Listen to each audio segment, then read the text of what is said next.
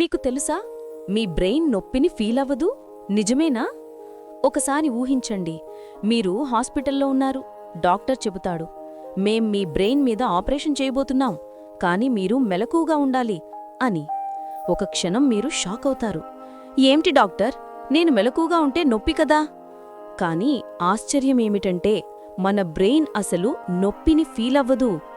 ఎందుకంటే బ్రెయిన్లో నొప్పి రిసెప్టర్స్ అసలు ఉండవు.